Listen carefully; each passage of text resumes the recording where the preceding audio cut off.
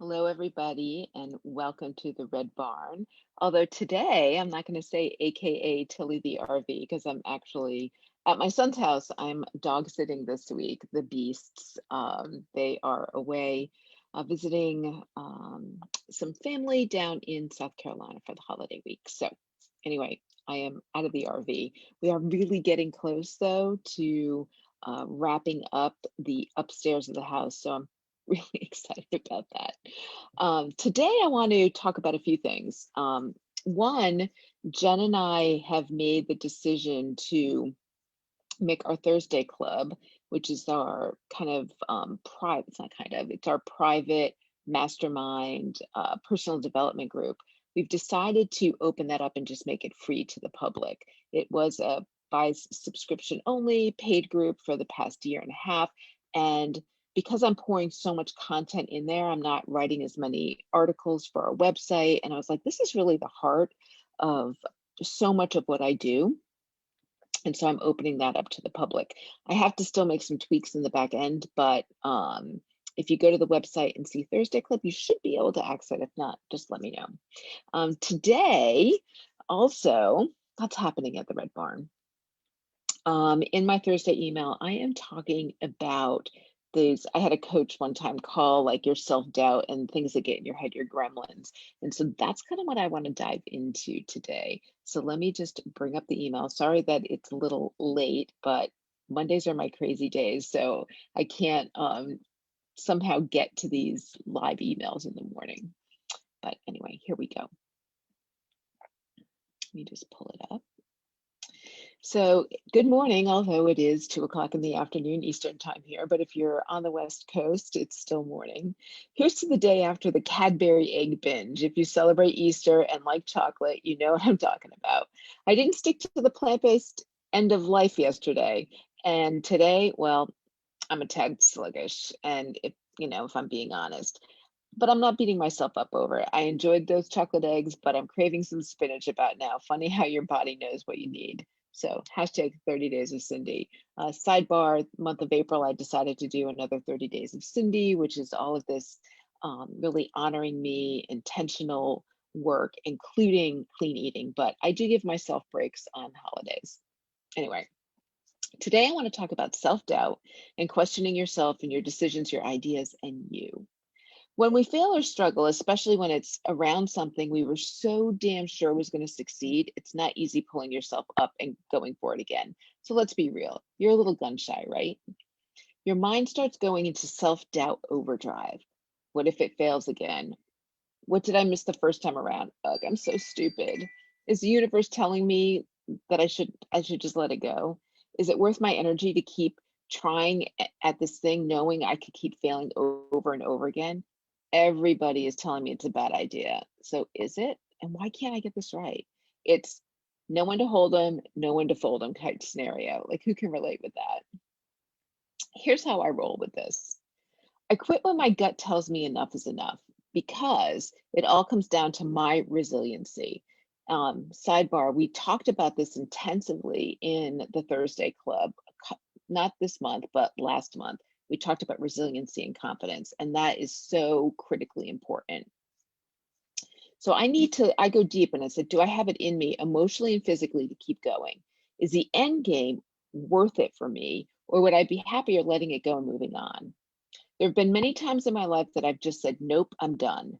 That could be with people, companies, ideas, projects, books, whatever it is. I've learned not to feel obligated to finish something just because that's what everyone thinks I should do. For me, when the passion is gone and it doesn't serve my purpose, I'm out of there. On the flip side, I've dug in my heels and kept going because I'll be damned if I'm not going to figure out how to make whatever it is a success. I become obsessed with making it happen. I believe so deeply that I was meant to do it that nothing is going to stop me. For the obsessed zone, I want to be clear that I do question my motives and my abilities and all that stuff in between. But I've learned over the years and through years of working with coaches that this is normal. And when the self doubt shows up, I have to do some self talk therapy with those little gremlins that I talked about to get them out of my house, out of my head. I go back to my why. Does it serve my purpose, or am I just doing it to prove a point to myself. No right or wrong answer there. I just need to be clear on why I'm doing what I'm doing. I go back to my superpowers. If I start self-doubting my abilities, it's kick myself in the ass time and say, stop the madness, Cindy, you've got this. There's no easy answer to the big question, when is it time to quit? What you need to do is some serious self-work. Know who you are and what you really want, what serves you. When you figure that out, knowing when to hold them and knowing when to fold them becomes a lot easier. Hope this was helpful, and have a nice week. So that was my Monday email. So how many of you have been down that path? And if you say, yeah, that's never happened to me, I'm calling you out because you're lying, because everybody kind of goes through that. You question it, right? If you're a runner, you're going to so relate to this. If you've ever trained for like a marathon or something and you're doing those long runs and you just don't think you can go one more foot, and you start like, why did I do this? I can't do this. Like, I'm not this, I'm not that. And you really have to do the self-talk thing.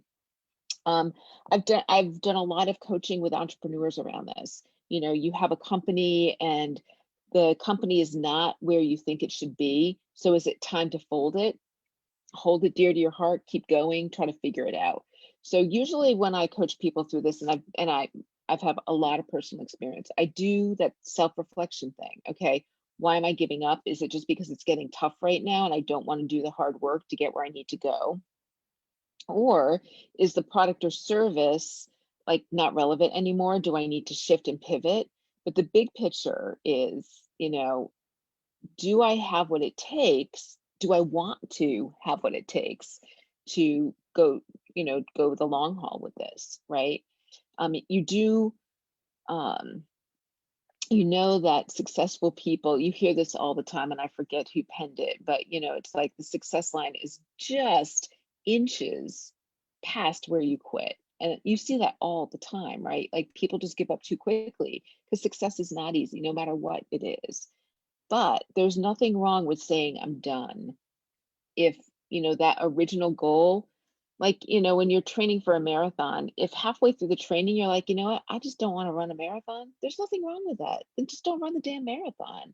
But if you're quitting because it's getting hard and you know you're going to regret not putting in the work and finishing the marathon, then that's not okay. So again, kind of going back to what's your resiliency quotient? Why do you want to quit? Is it because, it's just getting hard and you're going to regret it at the end, or do you really just not want to do it anymore? So that's my lessons for Monday. As you can see, I'm again not until the RV, but I'm actually closing down Red Barn for the day, at least on my end, and heading over to work on the Reno house. I think we're finally getting ready to tile the bathroom. We had a lot of fixes that needed to happen around the tub, but I think we're done there, and I think today might be tile day. Anyway, have an awesome rest of your week, and I will see you on Thursday. Bye.